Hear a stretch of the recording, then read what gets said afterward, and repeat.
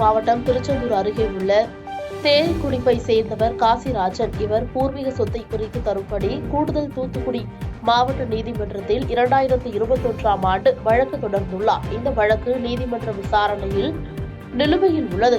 இந்நிலையில் இந்த வழக்கு தொடர்பான நிலத்தில் உடை மரங்களை வெட்டுவதற்காக காசிராஜன் தரப்பு திருச்செந்தூர் தாலுகா காவல் நிலைய ஆய்வாளர் முரளிதரனிடம் மனு கொடுக்கப்பட்டது. இந்த மனுவை விசாரித்த ஆய்வாளர் முரளிதரன் எதிர்த்தரப்பான ஈஸ்வரனை விசாரணைக்கு வரும்படி அழைத்துள்ளார். அந்த விசாரணையின் போது ஈஸ்வரன் தரப்பினர் வழக்கு நீதிமன்றத்தில் உள்ளதால் நீதிமன்ற தீர்ப்புக்கு பின்னர் உடை மரங்களை வெட்டிக் கொள்ளலாம் என தெரிவித்துள்ளனர். ஆனால் ஆய்வாளர் முரளிதரன் ஒருதலைபட்சமாக செயல்பட்டதாக ஈஸ்வரன் தரப்பினரை அவதூறாக பேசியுள்ளார். இதுகுறித்த வீடியோ தற்போது சமூக வலைதளத்தில் வெளியாகி பரபரப்பை ஏற்படுத்தியுள்ளது.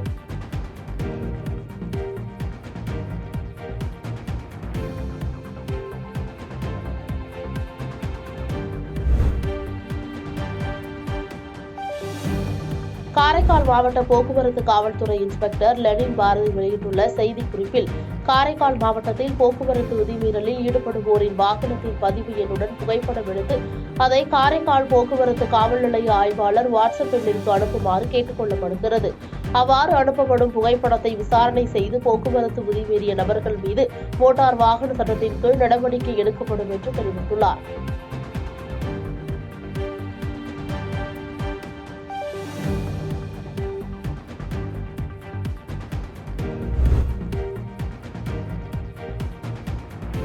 விருதுநகர் மாவட்டம் திருச்சுழியில் 75வது குடியரசு தின விழாவை முன்னிட்டு நமது தேசத்திற்கு பாடுபட்ட தேச தலைவர்களை போற்றும் வகையில் கலாம் உலக சாதனை நிறுவனம் மற்றும் பாலா தற்காப்பு பயிற்சி பள்ளி நலசங்கம் சார்பில் 75 நிமிடம் மண்டியிட்டு சிலம்பத்தில் தலை சுற்றி உலக சாதனை படைத்தல் நிகழ்ச்சி நடைபெற்றது.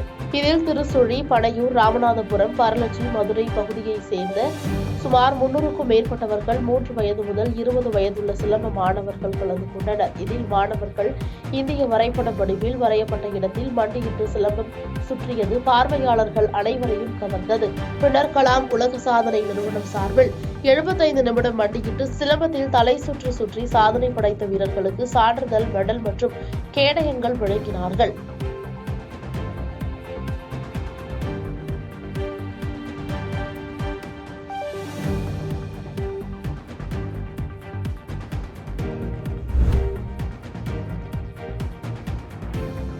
தஞ்சாவூர் மாவட்டம் கும்பகோணம் அருகே கபிஸ்தலத்தில் கிழக்கு ஒன்றியம் சார்பாக புரட்சித் தலைவர் எம்ஜிஆரின் 107வது பிறந்தநாள் விழா பொதுக்கூட்டம் மாவட்ட அம்மா பேரவை செயலாளர் துரை சண்முக பிரபு தலைமையில் நடைபெற்றது. இதில் முன்னாள் அமைச்சரும் மாவட்ட கழக அமைப்பு செயலாளருமான காமராஜ் கலந்து கொண்டு சிறப்புரையாற்றினார். அப்போது பேசிய அவர், அதிமுக கட்சி ஒன்று இல்லாவிட்டால் தமிழகத்தை திமுக கட்சி கபலீகரம் செய்திருக்கும் என பேசினார். அதனைத் தொடர்ந்து பொதுக்கூட்டத்தில் கலந்து கொண்ட பெண்கள் அனைவருக்கும் அதிமுக சார்பில் புடவை வழங்கப்பட்டது. இந்நிகழ்ச்சியில் அதிமுக முன்னாள் சட்டமன்ற உறுப்பினர்கள், கழக செயலாளர்கள் உள்ளிட்டோர் கலந்து கொண்டனர்.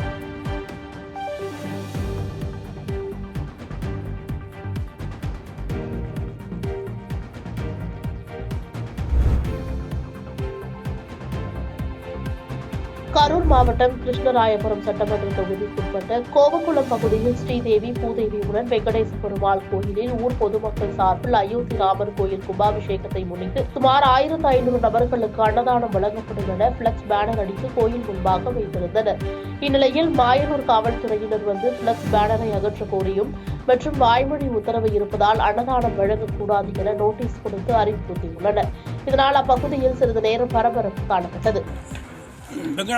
வெங்கடேஸ்வர பெருமாள் கோயில், இந்த கோயிலில் வந்து இப்போ நாளைக்கு அயோத்தியில் ராமர் கோயில் பிராண பிரதிஷ்டை பண்ணுறதுனால அதை முன்னிட்டுங்கிறது அன்னதானம் பண்ணுறதா முடிவு பண்ணி ஊர் மக்கள்லாம் முடிவு பண்ணி ஆர்கனைஸ்லாம் செய்யணும்னு சொன்னாங்க. ஆர்கனைஸ் செஞ்சுட்ருக்குங்க. இன்றைக்கி போலீஸ் வந்து என்ன பண்ணுறாங்க, அவங்க வந்து எல்லாம் அன்னதானம் பண்ணக்கூடாது, எங்களுக்கு வாய்மொழி உத்தரவு இருக்குது, நீங்கள் பண்ணாதீங்க அப்படின்னு சொன்னாங்க. நாங்கள் இல்லைன்னா வாய்மொழி உத்தரவுலாம் நீங்கள் பண்ண நாங்கள் ஏற்ற முடியாது, கவர்மெண்ட் ஆர்டர் தான் கொண்டு வாங்க. நான் கவர்மெண்ட் ஆர்டர் படி தான் வேலை பார்த்துருக்கேன். 30 வருஷம் கெஸ்டட் ஸ்டேட்டஸ் வந்து வேலை பார்த்தேன்.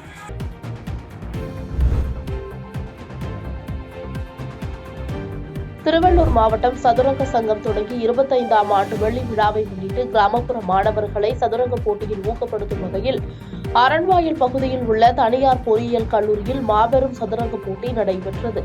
இப்போட்டியானது 2 நாட்கள் நடைபெற்றது. இதில் 1500க்கும் மேற்பட்ட பள்ளி மாணவர்கள் பங்கேற்று தங்கள் திறமைகளை வெளிப்படுத்தினார்கள். மேலும் இப்போட்டியில் வெற்றி பெற்ற மாணவர்களுக்கு சிறப்பு அழைப்பாளராக உலக சதுரங்க போட்டி வீரர் கார்த்திகேயன் முரளி கலந்து கொண்டு மாணவர்களுக்கு பரிசுகளை வழங்கினார்.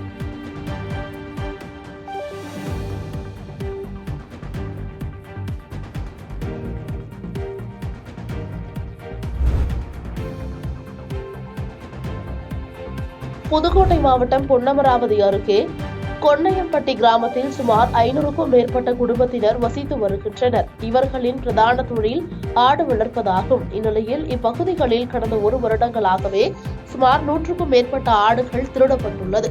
இந்நிலையில் பொன்னழகு என்பவரின் வீட்டில் கடந்த வியாழக்கிழமை இரவு ஆடு திருடர்கள் பொன்னழகின் ஆட்டை திருடியுள்ளனர். அப்பொழுது ஆடு சத்தம் போடுவதை கண்ட ஆட்டின் உரிமையாளர் பொன்னழகு திருடர்களை பார்த்து அலறிக்கொண்டு திருடர்களை நோக்கி சென்றதும் அவர்கள் அங்கிருந்து தப்பிச் சென்றனர். அதேபோல் கடந்த சில வாரங்களுக்கு முன்பு ஆண்டி என்பவரது ஆட்டுப்பட்டியில் இரவு நேரத்தில் வந்த ஆடு திருடர்கள் அவரது குரவளையில் அரிவாள் வைத்து 20க்கும் மேற்பட்ட ஆடுகளை திருடி சென்றுள்ளனர். எனவே ஆடு திருடர்களை விரைந்து கண்டுபிடிக்க வேண்டியும் மேலும் இரவு நேரத்தில் காவலர்களை ரோந்து பணிக்கு அனுப்ப வேண்டும் எனவும் காவல்துறைக்கு பொதுமக்கள் கோரிக்கை வைத்துள்ளனர்.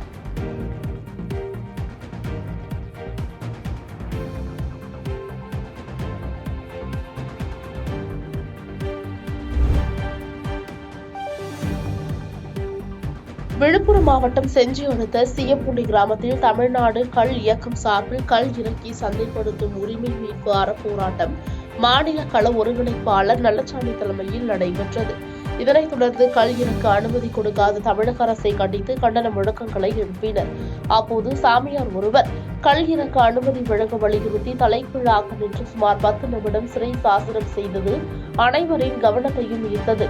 இதனையடுத்து செய்தியாளர்களை சந்தித்து பேசிய நல்லசாமி, வருகின்ற 2024 நாடாளுமன்ற தேர்தல் அறிவிப்பை தேர்தல் ஆணையம் அறிவிக்கும் முன் தமிழ்நாடு அரசு கள் இறக்க அனுமதி வழங்கவில்லை எனில் தமிழகத்தில் உள்ள 39 நாடாளுமன்ற தொகுதிகளிலும் திமுக படுதோல்வியடையும் என்று காட்டமாக பேசினார்.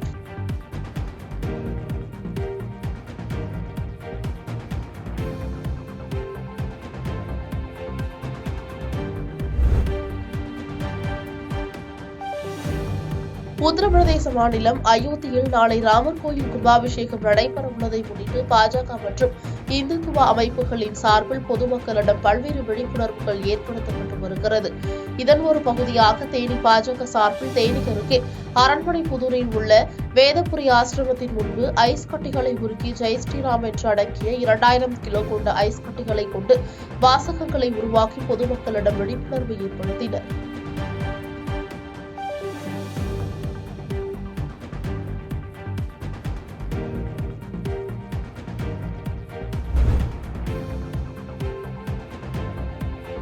கோவையில் இந்து முன்னணி மாநில காடேஸ்வரா சுப்பிரமணியம் செய்தியாளர்களை சந்தித்து பேசினார். அப்போது அயோத்தி ராமர் கோயில் பிராண பிரதிஷ்டை உலகம் முழுவதும் கொண்டாடப்படுகிறது. இந்நிலையில் தமிழகத்தில் உள்ள அனைத்து வீடுகளிலும் தீபம் ஏற்றி கொண்டாடுவோம் என வேண்டுகோள் விடுத்தார்.